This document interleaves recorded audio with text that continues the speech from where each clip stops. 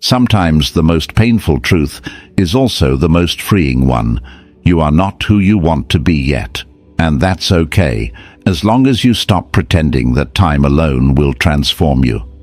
Most people wake up each morning carrying an old version of themselves, a version built from past fears, past failures, past expectations from others, and they move through their day repeating the exact patterns that shaped the identity they're trying so hard to escape. And the strange thing is, they don't do this because they lack ambition. They do it because they never paused long enough to ask a simple, life-changing question: who do I actually want to be? There's a moment in every person's life where the noise fades just enough for them to feel the truth beneath it, that the gap between who they are and who they could become is not a matter of talent or luck, but a matter of identity. And maybe you've felt it too, that quiet tug inside you, telling you that you've outgrown the way you've been living, that the excuses you once accepted no longer feel aligned with the person you're meant to grow into. It's almost like standing at the threshold of a new life, realizing that nothing on the outside needs to change first, only the person you choose to be on the inside. What makes this shift so powerful is that it isn't dramatic or loud. It's not a sudden explosion of motivation or some perfect morning routine. It begins gently in the space between your thoughts, when you start observing yourself with honesty, when you notice that some habits were formed by a version of you that no longer exists, when you see that certain reactions, certain fears, certain patterns were inherited, not chosen. And in that observation, something new is born. A direction, a compass, an inner whisper saying, start living from the identity you wish to grow into, not the one you're trying to escape. Every meaningful transformation starts there, not with discipline or strategies or goals, but with a quiet decision that only you can make. The decision to stop living on autopilot and begin shaping your life intentionally. And as you listen to this episode, I want you to stay close to that part of yourself, the part that knows you're ready for more, not because you're broken, but because you finally respect yourself enough to rise. If this message speaks to you, just take a moment at the end of this episode to support the channel. It helps these ideas reach more people who need them, and it keeps this space alive for you. The identity blueprint. There is a quiet but powerful truth that most people overlook. Your life is not shaped by your goals. It's shaped by the identity you believe you belong to. You can wake up every morning telling yourself you want discipline, success, inner peace, better relationships, a healthier body, a stronger mind, but none of it becomes real until the identity behind those desires changes. And maybe that's the part no one ever explained to you, that actions are not random events. They are expressions of who you think you are. So if you want to become someone new, you don't start by forcing new habits. You start by building a new internal blueprint, a new self-concept that quietly rewires everything you do. What makes identity so powerful is that it operates beneath awareness. It's the invisible story that decides what you tolerate, what you repeat, what you avoid, and what you pursue. You might say, I want to be more disciplined. But if your internal identity still whispers, I'm inconsistent, your actions will always bend toward that old truth. Not because you're weak, but because the mind hates behaving in a way that contradicts the story it believes about itself. This is why so many people stay stuck. They try to change their lives without changing the narrator inside their heads. Epictetus once said something that hits harder the more you think about it. First say to yourself what you would be, and then do what you have to do. He wasn't talking about pretending or daydreaming. He was pointing to the deepest psychological law humans live by. Identity comes first, action second. The mind follows the blueprint it believes is true, and that blueprint is shaped by repetition, by the stories you tell yourself, by the standards you hold yourself to, and by the way you explain your own behavior when no one is around to hear it. Identity is the architect. Habit is the construction. And if you look closely at your own life, you'll see this pattern everywhere. Think about a time you surprised yourself. Maybe you rose to a challenge. Maybe you stayed disciplined longer than usual. Maybe you walked away from something you thought you'd never escape. In those moments, it wasn't motivation carrying you. It was a glimpse of a new identity trying to emerge, a version of you that momentarily refused to act like the old one. And the question isn't whether that version is real. It is. The real question is whether you'll allow it to become permanent. People often ask, how do I change who I am? But the truth is, you're already changing every day. Your identity shifts every time you repeat a behavior, every time you choose comfort or effort, every time you follow through or break a promise to yourself. Your actions are votes for the person you are becoming, and every vote counts. You don't need to be perfect. You just need to notice which identity you're feeding with your behavior. What makes this powerful is that identity change doesn't start with massive action. It starts with honesty. The kind of honesty most people avoid because it exposes the gap between who they are and who they want to be. But that gap is not a source of shame. It's a map. It shows you where to go next. It shows you what beliefs no longer serve you. It shows you which behaviors are leftovers from an old version of you that no longer fits the life you want to build. Sometimes identity change begins with something as simple as refusing to describe yourself with old language. People say things like, I'm lazy, I'm emotional, I'm inconsistent, I'm unlucky, I'm not that type of person. They say these statements casually, but they don't realize they are building psychological cages and then living inside them. Your mind listens to you. It shapes itself around the statements you repeat. And with enough repetition, the statement becomes a rule, and the rule becomes your reality. So shifting identity begins with shifting language. Not delusional affirmations, but accurate, grounded descriptions of who you are choosing to become. Another part of building your identity blueprint is exposure. Who are you learning from? Who are you surrounded by? What voices shape your ideas? What environments reinforce your habits? A person who sees themselves as someone who values growth behaves differently from someone who sees themselves as someone who just tries. Someone who sees themselves as a beginner approaches mistakes differently from someone who sees themselves as a failure. Identity influences how you interpret every moment of your life. And this is where the work becomes deeply personal, because you are the only one who can decide who you want to be, not your family, not society, not the version of you shaped by old pain. You get to choose your character, the tone of your mind, the strength of your decisions, the values you live by, the behaviors you repeat, the boundaries you set, the reactions you allow, the goals you pursue, the voice you listen to when things get difficult. When you begin shaping your identity intentionally, your actions stop feeling forced. You no longer drag yourself into becoming the person you want to be. You grow into it. You act differently because you see yourself differently.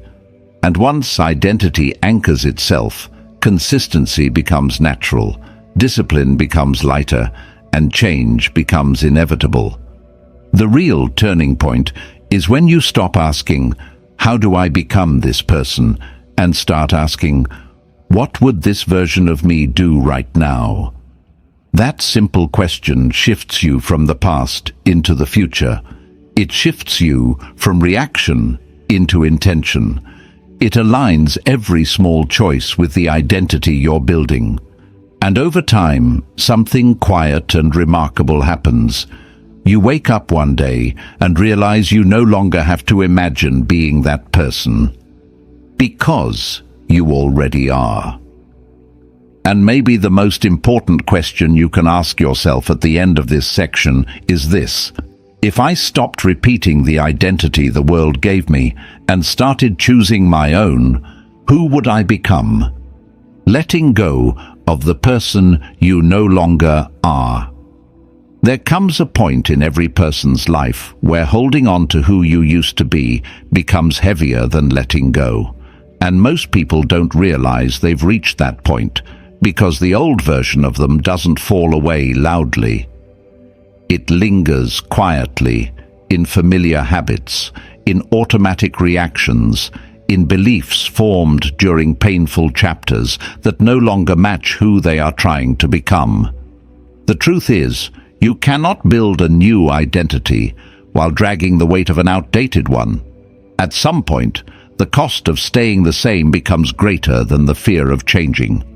Letting go of the person you no longer are is one of the hardest forms of growth, not because change itself is complicated, but because the old identity provided a strange sense of comfort. Even if it limited you, even if it hurt you, it was familiar, and the human mind clings to the familiar, even when the familiar is the very thing that keeps you small. That's why transformation often feels like loss before it feels like liberation.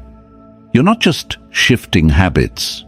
You're releasing roles, dropping defenses, letting old stories die, and choosing to stop performing for a version of yourself that was shaped by survival, not by intention. Heraclitus said, "No man ever steps in the same river twice," reminding us that both the river and the person stepping into it are constantly changing. But most people resist this truth. They cling to an identity frozen in time, the shy version of themselves, or the insecure version, or the people-pleaser, or the one who always messes up, or the one who isn't disciplined. And they don't notice how often they defend that old identity, how they protect it, explain it, excuse it, even though it's hurting them. Letting go means finally admitting that this version of you is outdated, that you've outgrown the cage, even if the door has been open for years. Letting go also means accepting that some behaviors you repeat today were born from a place you no longer live in. Maybe you developed certain habits during a painful chapter, and they helped you survive back then. Withdrawing, overthinking, being overly cautious, doubting yourself before others could. Those patterns weren't weaknesses, they were strategies. But strategies have an expiration date. What protected you in the past cannot guide you into your future. If you're still acting from old wounds, you're letting your past write the next chapter of your life without your permission. And sometimes, letting go isn't about actions. It's about the internal narrative, that quiet voice that says, "This is just who I am," when in reality, it's just who you were. You are allowed to evolve. You are allowed to rewrite your story. You are allowed to stop defining yourself by the most fragile parts of your history. But doing that requires courage, the courage to release the emotional attachments you have to your past identity. Because even if your old self caused you pain, it was still you, and letting it go feels like grieving a familiar friend. You can feel this resistance in the smallest moments, when you try to act differently and a part of you pulls you back, when you attempt to set boundaries and your old identity whispers, "Don't upset anyone." When you try to be disciplined and your old habits whisper, "It's okay, take it easy." When you try to speak confidently and your past self murmurs, "You're not that person." These whispers are not truth. They are echoes, fading echoes. They only have power when you mistake them for your present identity. Think of the people throughout history who transformed their lives, not because they discovered something new, but because they stopped living as someone they no longer were. There are countless examples, individuals who carried self-doubt for years, then one day chose to stop believing the voice inside them that wasn't even theirs to begin with. People who walked away from environments that reinforced their old identity. People who stopped repeating self-limiting labels and started living in alignment with who they could become. When you observe these stories closely, you notice a pattern. Transformation begins when a person stops rationalizing their limitations. They stop defending their old identity with phrases like, "This is just how I am," "I can't change," "It's too late," or "I've always been like this." Those sentences are prisons, and the door is unlocked from the inside. Letting go requires presence, the willingness to sit with the discomfort of not knowing exactly who you are becoming, while refusing to slip back into who you used to be. That space between the old you and the emerging you, that's the real battlefield. It's quiet, it's internal, and it's deeply psychological. Most people avoid it by numbing themselves with distractions or clinging tighter to the past. But if you can stay with that discomfort, if you can hold yourself through that transition without collapsing into old patterns, you will grow in ways you cannot yet imagine. This isn't about perfection. It's about willingness. The willingness to stop reenacting an old identity. The willingness to separate who you were forced to be from who you wish to be. The willingness to admit that some relationships, some habits, some environments only make sense to the old version of you, not the new one. And the willingness to accept that growth sometimes leaves you standing alone for a while, not because you've lost anything, but because you're shedding what no longer belongs. The moment you let go of the person you no longer are, something extraordinary happens. Your mind, the same mind that once sabotaged you, begins working for you instead of against you. It begins seeking behaviors that match your new identity. It begins resisting the things that once tempted you. It begins filtering your choices through a new question.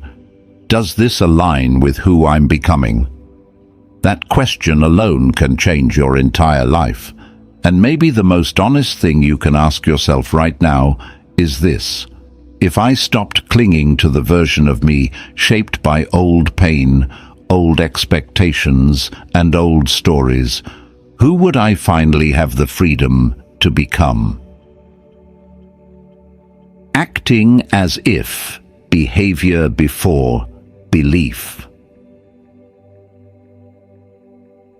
There's a subtle but life-changing shift that happens the moment you stop waiting to feel ready and start behaving as if you already are the person you want to become. Most people misunderstand this idea. They think acting as if means pretending, faking confidence, forcing a mask, or lying to themselves. But the truth is the opposite. Acting as if is one of the most honest things you can do, because you're choosing behavior that aligns with your future instead of behavior dictated by your past. You're letting your actions lead your identity instead of letting old beliefs trap you in who you used to be. Human behavior has a strange and beautiful way of reshaping the mind. Psychologists often say that we change not by thinking differently first, but by acting differently first. The moment you take an action that contradicts your old identity, the brain begins reorganizing itself to make sense of this new behavior. It starts asking, if I'm doing this, maybe I'm becoming someone who does these things. And this small psychological crack allows a new identity to slip in. Identity expands through proof. Tiny, daily proof that you're no longer living from the mindset that once held you back.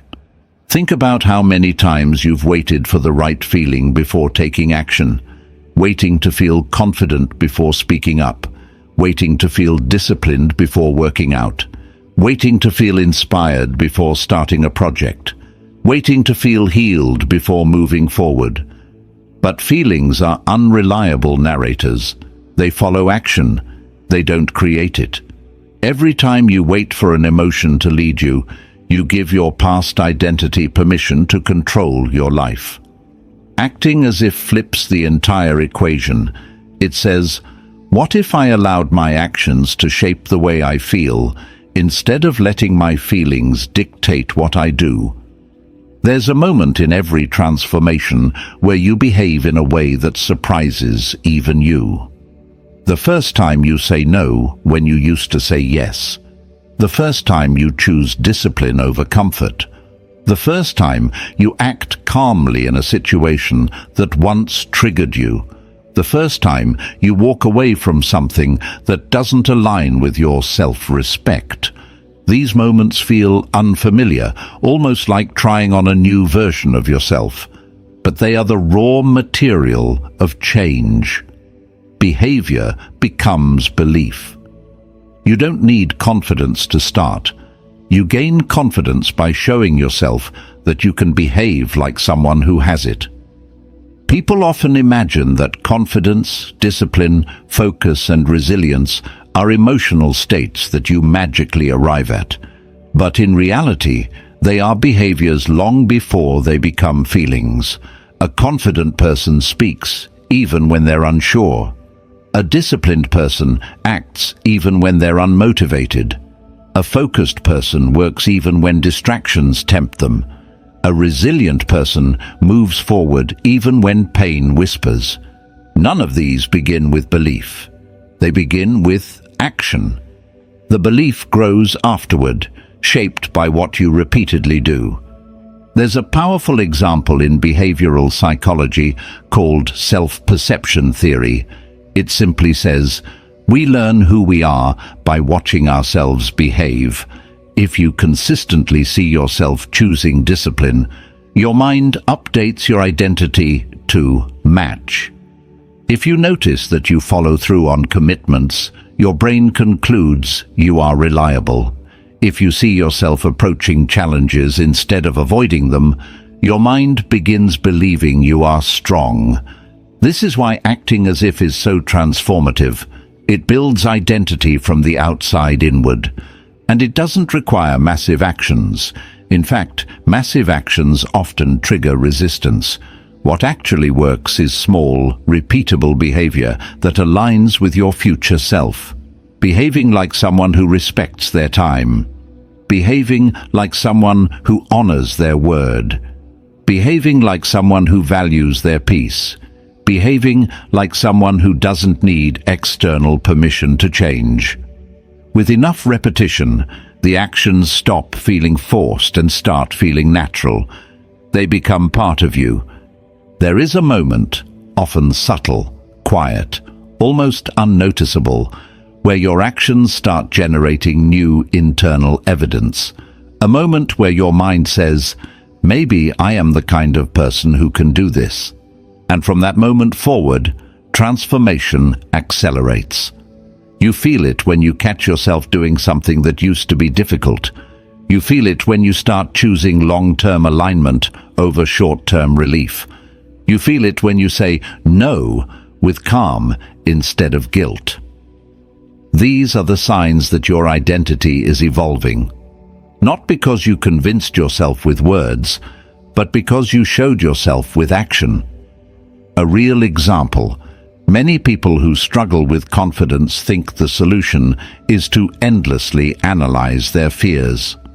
But confidence grows the moment they speak once, even if their voice shakes.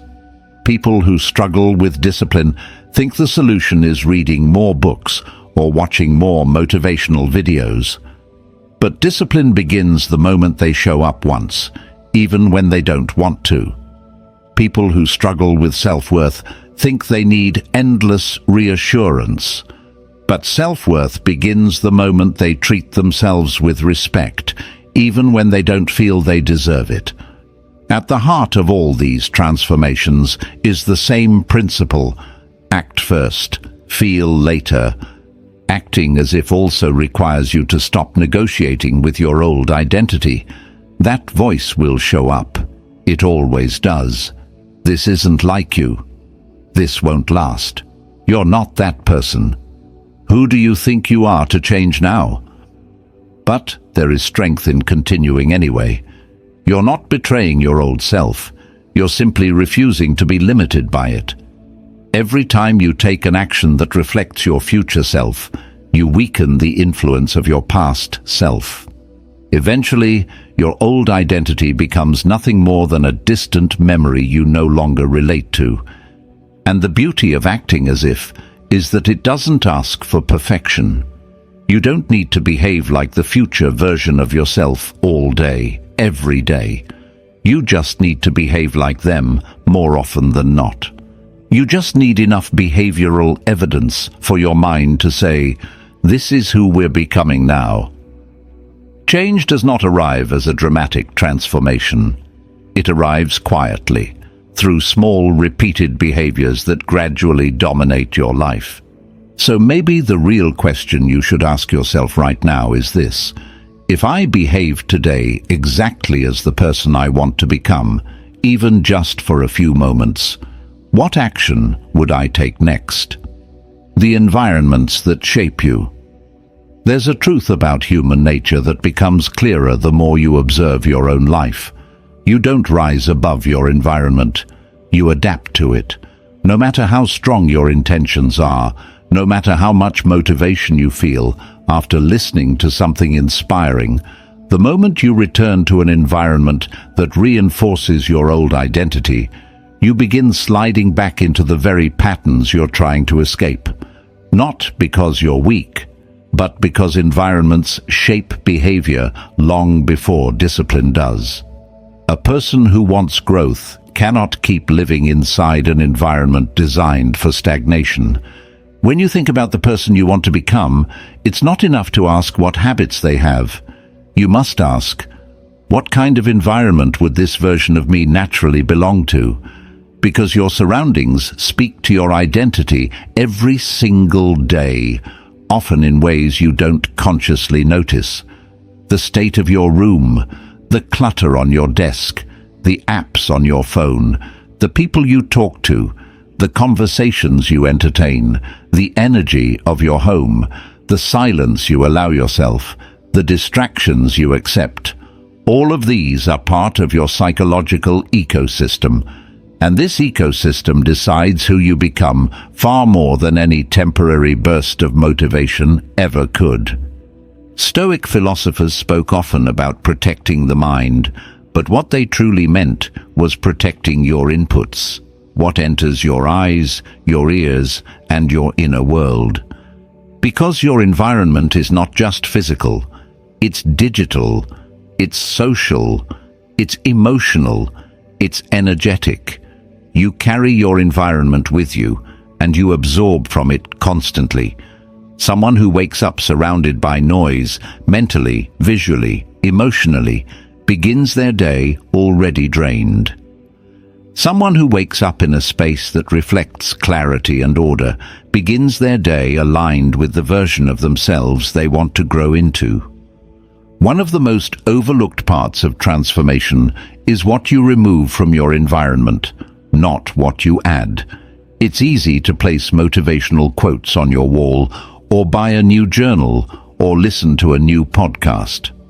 But real change shows up when you eliminate the things that pull you back into old patterns, the distractions that steal your attention, the people who reinforce the old identity you've outgrown, the digital clutter that manipulates your emotions, the habits that come from boredom rather than intention.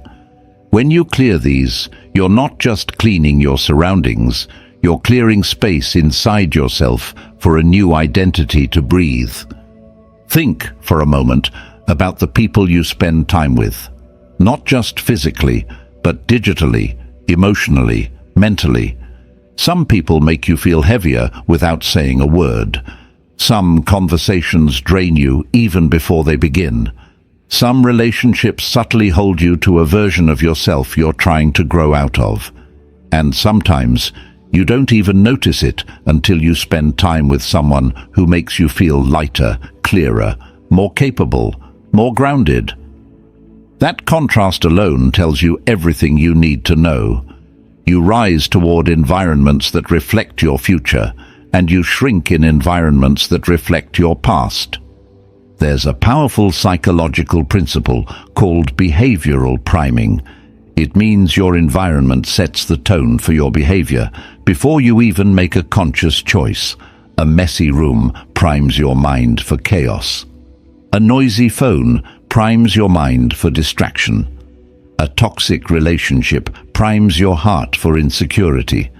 But a calm space primes your mind for focus. A supportive conversation primes your heart for confidence. A clean desk primes your day for intention. You don't decide these things. Your mind absorbs them automatically. This is why people often feel like they are two different versions of themselves. One version that dreams, plans, and envisions a better life, and another version that wakes up each day and repeats old habits without meaning to. It's not a split personality. It's a split environment. One environment activates your potential, the other activates your limitations. So the question becomes, is your current environment making it easier or harder to become the person you want to be? Not in an abstract sense, in a real, practical, measurable sense. If the person you want to become is disciplined, then your environment needs to reduce friction for discipline. Clothes ready the night before, distractions minimized, space for focus without emotional noise. If the person you want to become values calm and clarity, then your environment must reflect lightness, clean surfaces, digital boundaries, moments of silence, less emotional chaos from others. If the person you want to become is creative or productive, then your environment must give you psychological permission to create, not overwhelm you into avoidance. And it works in reverse too. If your environment pulls you toward your past through reminders, relationships, habits, clutter, or emotional triggers, then transformation becomes a battle, not a natural progression. You're swimming against the current instead of moving with it. Changing your environment doesn't always mean changing your home or your city or your job. Sometimes it's as simple as changing the energy of the space you're in, making your room reflect the identity you want to grow into, creating boundaries around your time and attention, curating the content you consume, reducing contact with people who drain you, increasing interaction with people whose presence calls you to a higher version of yourself, replacing noise with intentional silence, replacing chaos with structure, replacing clutter with simplicity, because the environment you choose becomes the identity you live. And maybe the most revealing question you can ask yourself right now is this: if my environment mirrored my highest self, the person I want to be, what would need to change around me, and what would need to change within me? Consistency, the silent force of transformation. There is a quiet power in consistency that people rarely honor. Everyone celebrates intensity, the big push, the sudden motivation, the dramatic moment of change. But the truth is that your life is shaped not by the days when you feel unstoppable, but by the days when you don't, and you still show up anyway. That is the moment the new identity becomes real. That is the moment your future self starts to take root. Consistency is not loud. It doesn't make announcements. It doesn't seek applause. But it is the single most transformative force in your entire life. When you observe someone who has changed deeply, you will notice something subtle. They didn't do extraordinary things. They did ordinary things with extraordinary repetition. They didn't wait for motivation to strike. They didn't negotiate with themselves endlessly. They didn't rely on emotional weather to decide their actions. Instead, they made a quiet agreement with themselves.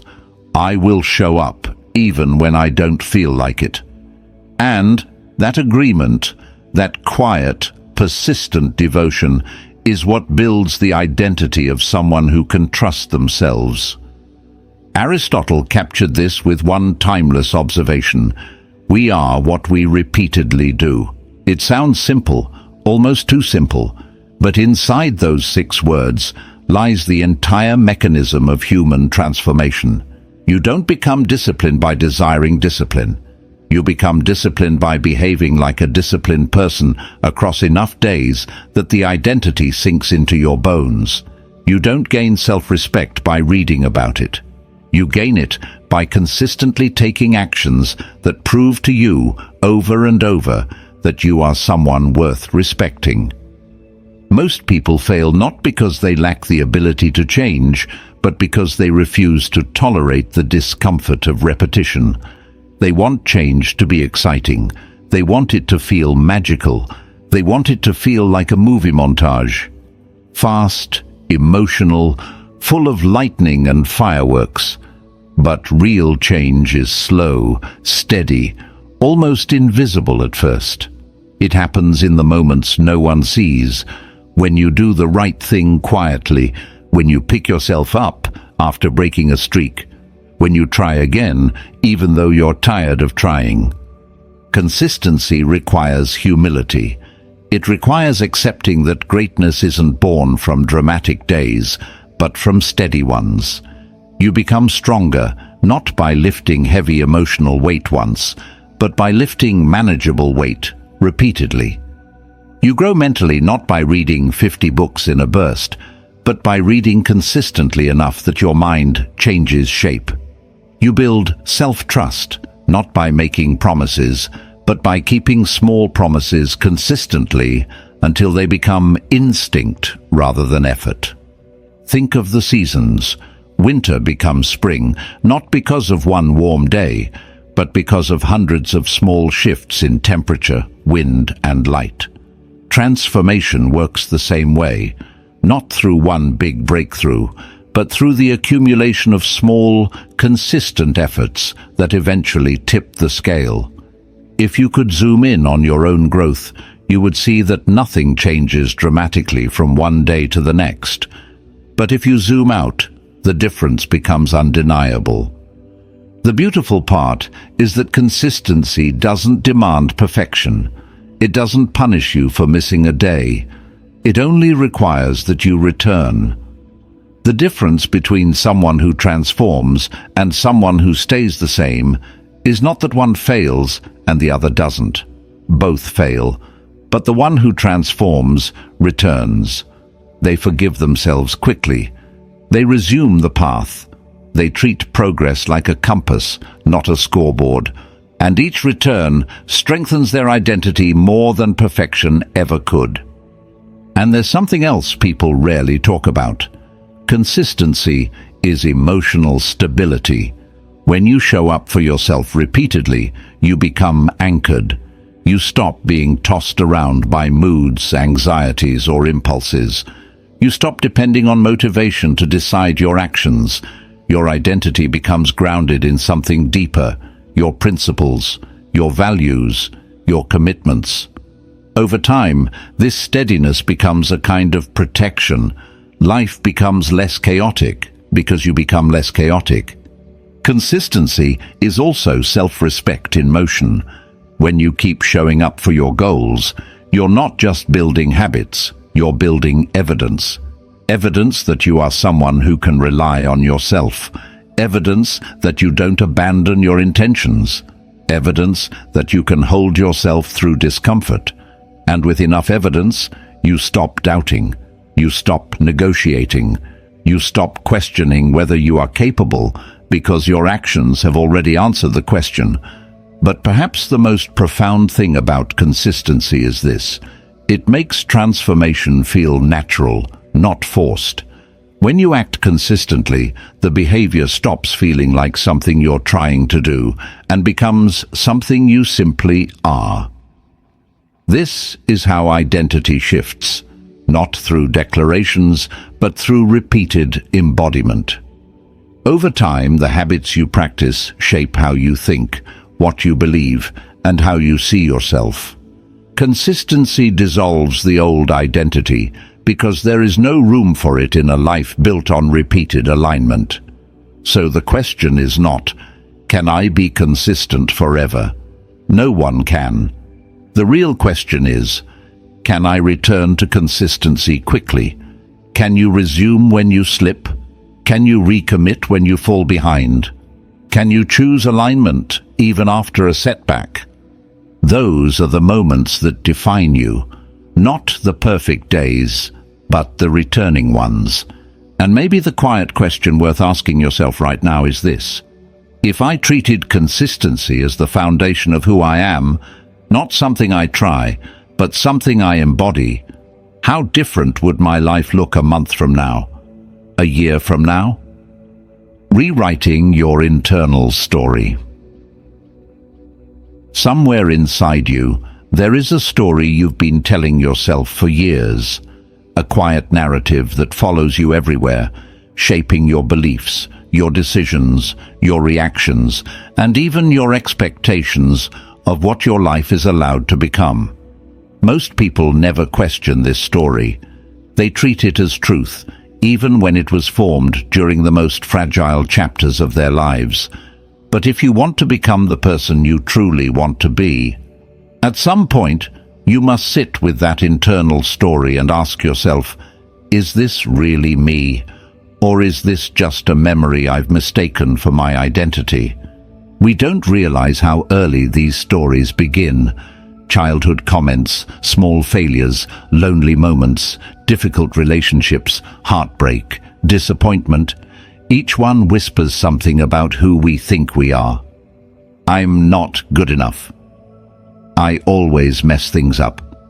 I can't trust people. I don't deserve better. I'll never be disciplined. I overthink everything. I'm too emotional. This is just who I am. These sentences don't arrive fully formed. They appear in pieces, spread across years, until eventually they harden into a narrative that feels undeniable. And yet, this story was never chosen. It was inherited. It was shaped by circumstances, by survival instincts, by the fears of people around you, by the wounded parts of yourself that needed protection, not truth. But just because a story once kept you safe, doesn't mean it should decide the rest of your life.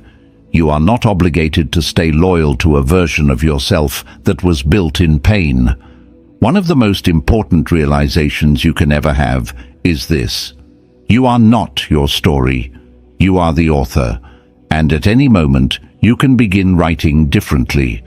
Rewriting your internal story does not mean pretending your past didn't happen. It doesn't mean forcing positive thoughts or glossing over the parts of your life that hurt you. It means shifting your interpretation. It means understanding that pain shaped you, but it did not define you. It means acknowledging that the old story served a purpose once, but you've grown beyond it, and now it's holding you back. Think of someone who survived a difficult chapter. Maybe they struggled with confidence, or grew up in an environment where their worth wasn't recognized, or spent years with people who spoke to them in ways that made them shrink. Over time, they internalize that voice. It becomes their inner narrator. They don't realize that they're carrying someone else's words inside their own mind. But when they finally pause and ask, "Who gave me this story?" everything changes, because the moment you question the origin, the narrative begins to loosen. Rewriting your internal story begins with awareness. You have to listen to the way you speak to yourself. The tone, the expectations, the labels. Every time you make a mistake, what do you say to yourself? Every time you hesitate, what do you tell yourself? Every time you imagine a better life, what reason do you give yourself for why you can't have it? These tiny sentences are the script of your identity, repeated silently, hundreds of times a day. And the mind is obedient. It believes what it hears the most. If the internal story is harsh, the mind becomes harsh. If the story is small, the mind becomes small. But if the story is rewritten, even slowly, gently, the entire emotional ecosystem begins to change. It's not instant. It's not dramatic. It's quiet, like the first signs of dawn before the sky brightens. But it's real. A powerful way to rewrite your story is to challenge the always and never statements. I always fail. I never follow through. People always leave me. I never get better. These are not truths. They are conclusions drawn during moments of emotional pain, repeated until they feel like identity. But if you look closely, you'll find exceptions. Moments where you showed strength, moments where you followed through, moments where you were brave, moments where you grew. These aren't accidents. They are evidence. Evidence that your story is incomplete. Another way to rewrite your story